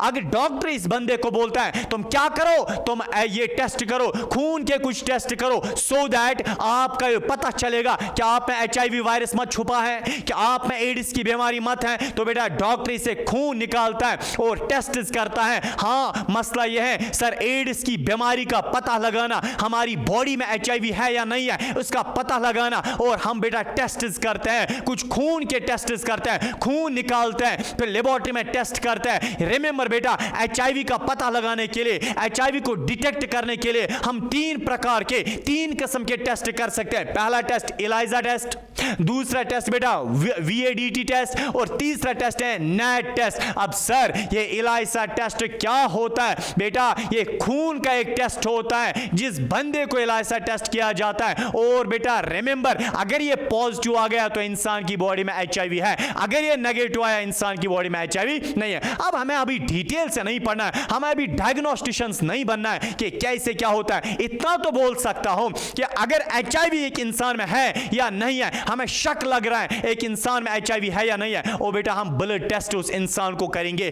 कौन कौन सा टेस्ट, टेस्ट तो लाखों किस्म के, कौन सा टेस्ट हम करेंगे सो दैट हमें पता चले इस इंसान के ब्लड में HIV है। बेटा चाहे ELISA टेस्ट करो, चाहे बेटा VADT टेस्ट करो, चाहे NAT टेस्ट करो, इन टेस्ट में से एक टेस्ट करो, आपको कंफर्म हो जाएगा इंसान की बॉडी में HIV है या नहीं। सर ये ELISA टेस्ट क्या है बेटा, ELISA का फुल फॉर्म है enzyme linked immunosorbent assay test. सुनो ELISA test, enzyme linked immunosorbent assay, ये ऐसा टेस्ट होता है खून का। जब हम खून निकालते हैं हमें पता चलता है इंसान की बॉडी में क्या है, अरे इंसान की बॉडी में क्या है, एड्स की बीमारी है। अब ये VADT टेस्ट क्या है बेटा, इसका फुल फॉर्म जो है, इसका फुल फॉर्म जो है वो है viral antigen detection test, viral antigen detection test. ये भी एक खून का टेस्ट होता है, हम खून निकालते हैं, लेबोरेटरी में देखते हैं antigens, viral antigens, HIV antigens देखते हैं, अगर होंगे तो बेटा क्या है, एड्स हैं। ये NAT क्या है बेटा, NAT बताओ, यह है nucleic acid test, nucleic acid test. बेटा 3 टेस्ट होते हैं, यह है acid ACID acid test, nucleic acid test. तो बेटा 3 टेस्ट से हम कंफर्म कर सकते हैं कि इनसे, ये एक बारी एंट्रेंस में आया था, 2014 के एंट्रेंस में आया था। 3 टेस्ट से हम पता लगा सकते हैं इंसान की बॉडी में HIV है या नहीं है। पहला है ELISA टेस्ट, दूसरा है वायरल एंटीजन डिटेक्शन टेस्ट, तीसरा है न्यूक्लिक एसिड टेस्ट। 3 टेस्ट बेटा हमें डिटेक्ट करके दे सकते हैं इंसान की बॉडी में HIV है या नहीं है। हाँ बेटा नेक्स्ट, उससे पहले मैं आपको बताऊं, डू यू नो बेटा, डू यू नो ये जो एड्स की बीमारी है ना, एड्स की बीमारी असल में बेटा सबसे पहले, हाँ एड्स की बीमारी सबसे पहले USA से आई। कहाँ से आई, मैं आपको बेटा अलग यहाँ पे एक चीज़ दिखाता हूँ। देखो एड्स की जो बीमारी है ना, एड्स की बीमारी AIDS, AIDS disease was first reported in USA। बेटा USA में एक जगह है हताई, HATAI हताई, ठीक है। USA में एक जगह है 1981 में, USA में एक जगह है वहाँ, उसका नाम है हताई। वहाँ पे सबसे पहले बेटा एड्स का पेशेंट देखा गया, एड्स की बीमारी देखी गई। उसके बाद 6 साल के बाद बेटा ये बीमारी इंडिया भी पहुँच गई।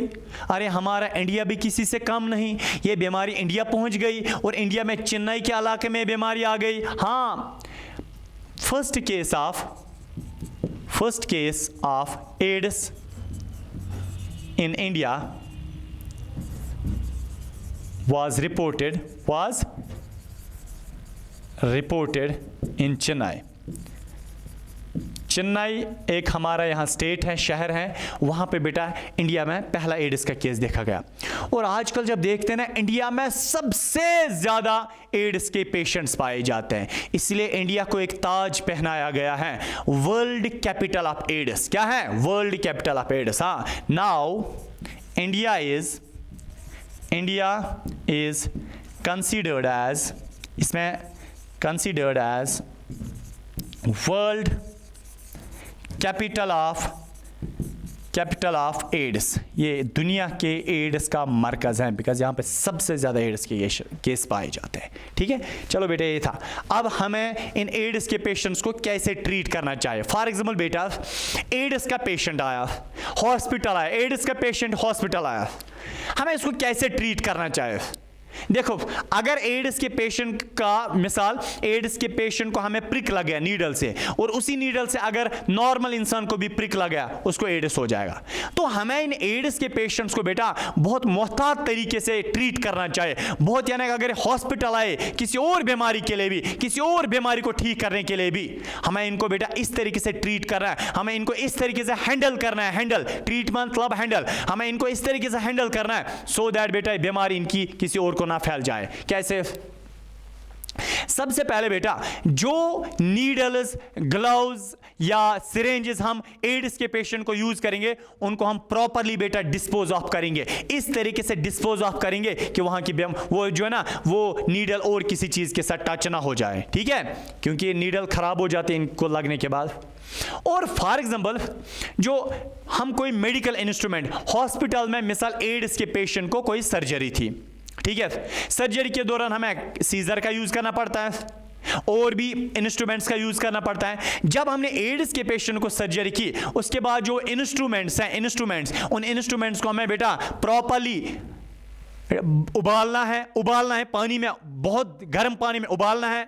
फिर उन आर्टिकल्स को, उन सीजर्स वगैरह को हमें ड्राई हीट देनी है। ड्राई हीट से वायरस मर जाता है। ठीक है, उन पे केमिकल्स डालने हैं। किन पे? उन इंस्ट्रूमेंट्स पे केमिकल्स डालने हैं, सो दैट बेटा ये वायरस और मर जाए। ठीक है, क्योंकि ये इंस्ट्रूमेंट और भी किसी और पेशेंट को यूज करना है। अगर हमने इन इंस्ट्रूमेंट्स को प्रॉपरली यानी कि स्टेरिलाइज नहीं किया, प्रॉपरली इनको हीट नहीं दी, प्रॉपरली इनको उबाला नहीं, तो बेटा इन इंस्ट्रूमेंट्स पे वायरस जो लगा है दूसरे पेशेंट को भी लग सकता है। ठीक है, नेक्स्ट है, हाँ, तो ये है, हाँ, डेंटल सर्विस में जब हम मतलब ये डेंटल सर्विस के लिए जाते हैं, वहाँ पे भी हमें ख्याल रखना चाहिए। हर एंडोस्कोपी, किसको एंडोस्कोपी पेट में वो डालते हैं ना, वो पाइप वगैरह, एंडोस्कोपी बोलते हैं, डायलिसिस के दौरान इस वक्त भी हमें बहुत ज़्यादा ख्याल रखना चाहिए। और ओवरऑल सर दवाई क्या देते हैं इन एड्स पेशेंट्स को? बेटा एंटी रेट्रोवायरस हम देते हैं। एक दवाई होती है anti retroviral medicine. Anti retroviral medicine एक दवाई होती है, इंजेक्शंस होते हैं, हम इन एड्स के पेशेंट को देते हैं, सो दैट बेटा ये क्या करता है, इनको ठीक तो नहीं करता है, मींस के ये इनका वायरस खत्म नहीं करता है, बल्कि वायरस को ये काम वायरस का स्टॉप करता है, वायरस का काम स्टॉप कराता है। और बेटा इसके साथ ये हमारा क्या था, ये हमारा बेटा थैंक यू, ये हमारा क्या था, थैंक यू नहीं था, ये हमारा था हम कैसे बच जाएंगे ड्रग अब्यूज से और बेटा सेक्सुअली ट्रांसमिटेड डिजीज से, क्योंकि दोनों बीमारियों में इंसान को खतरा होता है। ड्रग अब्यूज में लग गया, ड्रग एडिक्शन में लग गया, उसकी जिंदगी खत्म। और अगर ये सेक्सुअल ट्रांसमिटेड डिजीज इसको लग गई बेटा, इससे भी क्या हो जाता है, इससे भी इंसान जो है ना ये तबाह बर्बाद हो जाता है, खत्म हो जाता है। ठीक है, तो इसीलिए बेटा हमें इन दोनों चीजों से अपने आप को परहेज करना चाहिए। तो अगर ड्रग एडिक्शन है कोई, उस यानी कि उससे दूर रहना है, इसको सेक्सुअली ट्रांसमिटेड डिजीज है, उससे भी बेटा हमें अपने आप को दूर रखना चाहिए। तो ये बेटा एक छोटा सा पड़ाव और छोटा सा चैप्टर हमें क्लास 9th का था। अब इसके साथ आप कमेंट में लिखिए नेक्स्ट चैप्टर हमें कौन सा क्लास 9th का उठाना चाहिए, इंशाल्लाह वही चैप्टर उठाएंगे। तब तक अल्लाह हाफिज, अस्सलाम वालेकुम, बाय।